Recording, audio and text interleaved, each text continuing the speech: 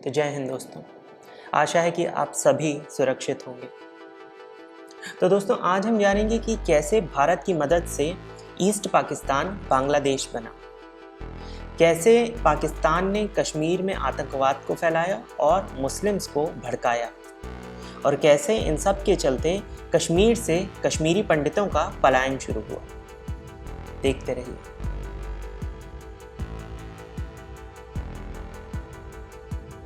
तो दोस्तों, 1966 की ताशकंद संधि के मात्र 5 साल बाद यानी 1971 में ही भारत और पाकिस्तान में एक बार फिर से युद्ध शुरू हुआ। इसके पीछे की कहानी कुछ यूँ थी कि साल 1970 में पाकिस्तान में चुनाव हुए और जो ईस्ट पाकिस्तान था वहाँ पर जीत हुई आवामी लीग की, जिसके लीडर थे शेख मुजीबुर रहमान। अब पाकिस्तान के जो प्रेसिडेंट थे यहया खान, उन्होंने मुजीबुर रहमान को प्राइम मिनिस्टर बनने से रोक दिया। इसका ईस्ट पाकिस्तान में जमकर विरोध हुआ और इस विरोध को बहुत ही बर्बरता के साथ दबा दिया गया। ऑपरेशन सर्च लाइट के अंडर जो हिंदू थे, बंगाली थे और जो मुस्लिम राष्ट्रवादी थे, उन्हें चुन चुनकर मारा जाने लगा, उनकी हत्या की जाने लगी। इसमें लगभग 30 लाख बंगालियों का कत्लेआम हुआ और औरतों के बलात्कार का एक सिस्टमैटिक कैंपेन चलाया पाकिस्तान ने, जिसमें 2 से 4 लाख औरतों का बलात्कार हुआ, उन्हें गर्भवती किया गया और उन्हें जबरन देह व्यापार में धकेला गया, यानी प्रोस्टिट्यूशन में धकेला गया। इसका नतीजा ये हुआ कि लगभग 1 करोड़ बांग्लादेशी भारत आ गए, जो रेफ्यूजी थे वो भारत आ गए।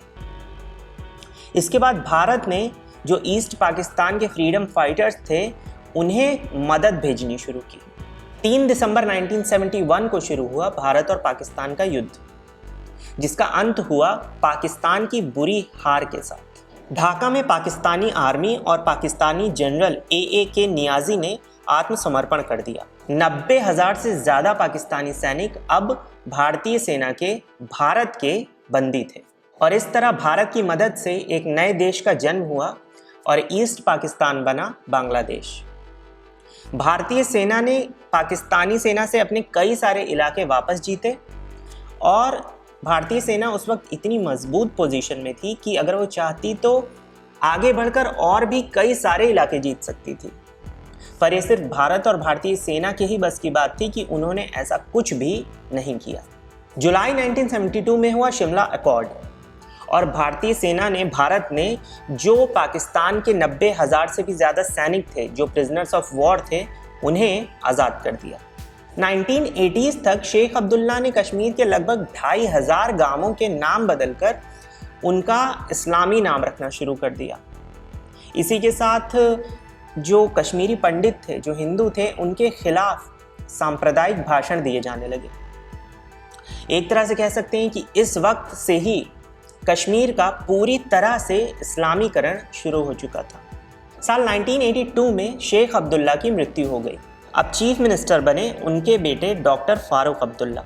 अब साल 1984 में भारत को सूचना मिली कि जो पाकिस्तानी सेना है, पाकिस्तानी आर्मी है, वो सियाचिन ग्लेशियर के आसपास मंडरा रही है। इसका मतलब साफ था, भारत ने ऑपरेशन मेघदूत लॉन्च किया और सियाचिन और उसके आसपास के जो एरियाज थे उन्हें अपने कब्जे में लेकर सुरक्षित कर लिया। इसी बीच कुछ घुसपैठिए गिरफ्तार किए गए, जिन्होंने कबूल किया कि उन्हें पाकिस्तान ऑक्यूपाइड कश्मीर यानी पाकिस्तान अधिकृत कश्मीर से भेजा गया है और उनसे कहा गया है कि वो सही वक्त आने का इंतज़ार करें। इंदिरा गांधी जी ने फारूक अब्दुल्ला को मुख्यमंत्री पद से हटा दिया और उनकी जगह मुख्यमंत्री बने GM शाह।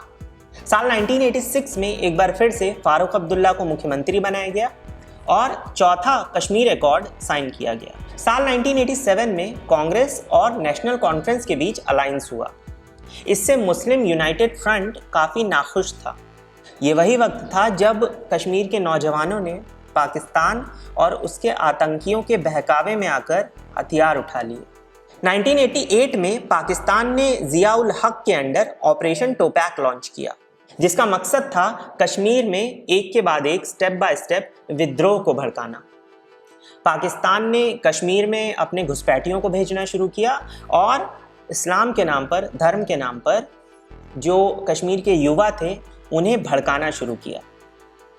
कश्मीर में आतंकवाद बहुत तेज़ी से फैलना शुरू हुआ और हालात और भी ज़्यादा बदतर होने लगे। सितंबर 1989 में बीजेपी के कश्मीर के एक नेता टीएम टापिलू की हत्या कर दी गई। 2 दिसंबर 1989 को वीपी सिंह भारत के प्रधानमंत्री बने। 6 दिन बाद ही यानी 8 दिसंबर को भारत के गृह मंत्री मुफ्ती मोहम्मद सईद की बेटी रुबैया सईद का अपहरण हो गया। अपहरणकर्ताओं ने रुबैया सईद को रिहा करने के बदले में ये मांग की कि 5 आतंकवादियों को भारत रिहा करे। भारत सरकार ने उनकी ये मांग स्वीकार कर ली। कश्मीर में ऑपरेशन टोपैक और ज़्यादा तेज़ी पकड़ रहा था और इसी के साथ कश्मीर में आतंकवाद और ज़्यादा तेज़ी से फैल रहा था और इन सब का सबसे बड़ा शिकार होने वाले थे कश्मीरी पंडित। उन्हें धमकाया जाने लगा, उन पर अत्याचार होने लगे और कश्मीर में हिंदू और मुस्लिमों के बीच पाकिस्तान ने एक दरार पैदा कर दी थी।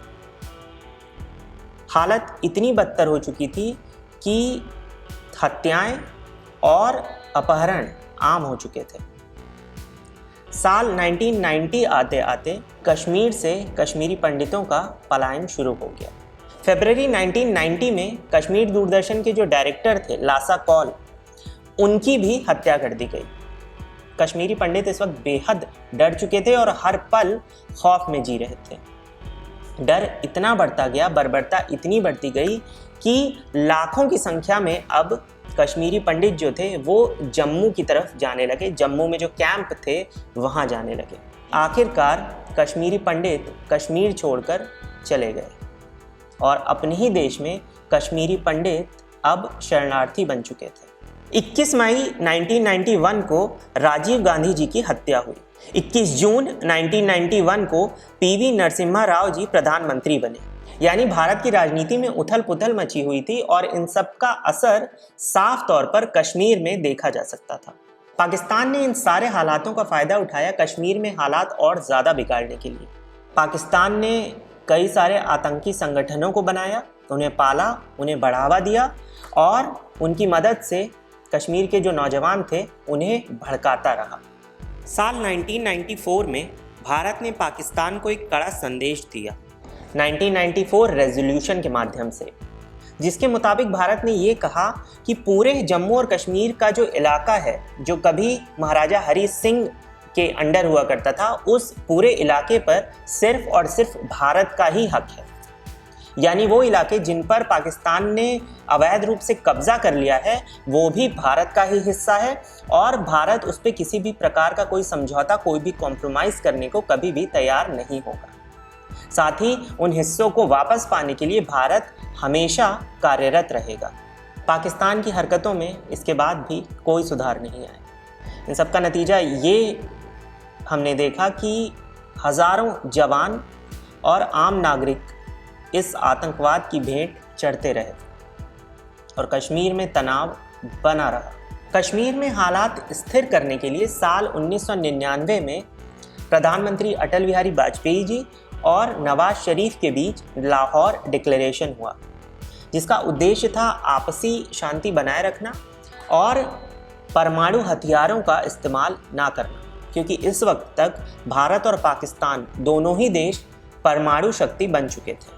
9 मई 1999 यानी मात्र 3 महीनों के अंदर ही पाकिस्तान अपनी बात से मुकर गया और परवेज़ मुशर्रफ के अंडर पाकिस्तानी आर्मी ने कारगिल पर हमला कर दिया। पर कुछ ही वक्त में भारतीय सेना ने उन सारी पीक्स, उन सारे इलाकों को वापस से जीत लिया, सुरक्षित कर लिया और अपने कब्जे में ले लिया। युद्ध में भारतीय सेना का शौर्य सारी दुनिया ने देखा और एक बार फिर से भारत और पाकिस्तान के युद्ध में भारत की जीत हुई थी। Captain Vikram Batra, lieutenant Manoj Kumar Pandey, major Saurabh Kalia, ऐसे ना जाने कितने हमारे हीरोज़ थे जिन्होंने अपनी जान देकर भी भारत की अखंडता, उसकी संप्रभुता की रक्षा की। 1999 में ही कश्मीर में एक नई रीजनल पार्टी बनी, पीपल्स डेमोक्रेटिक पार्टी, जिसे बनाया था पूर्व गृह मंत्री मुफ्ती मोहम्मद सईद ने। आजकल जिसकी लीडर महबूबा मुफ्ती हैं, और रुबैया सईद जिनकी किडनैपिंग के बारे में हमने अभी थोड़ी देर पहले जाना, वो महबूबा मुफ्ती की ही बहन थी। अब कारगिल की हार के बाद साल 2001 में परवेज़ मुशर्रफ और प्रधानमंत्री अटल बिहारी वाजपेयी जी की मीटिंग हुई, पर इसके बाद भी पाकिस्तान नहीं सुधरा। 13 दिसंबर 2001 को भारतीय संसद पर हमला हुआ, जिसके पीछे पाकिस्तान का ही हाथ था। कैसे भारत ने पाकिस्तान पर सर्जिकल स्ट्राइक की, आर्टिकल 370 को कैसे निरस्त किया गया, कैसे रिवोक किया गया, और इन सब के बीच कश्मीर में आज कैसे हालात हैं और भारत और पाकिस्तान के बीच आज कैसे संबंध हैं, ये सब हम जानेंगे कश्मीर की मेरी सीरीज़ के अगले भाग में। जानने के लिए चैनल सब्सक्राइब कर लीजिए, कमेंट कीजिए, वीडियो अच्छा लगा तो लाइक कीजिए, शेयर कीजिए, और अपना ख्याल रखिए इस कोरोना महामारी के बुरे काल में। टेक केयर, जय हिंद।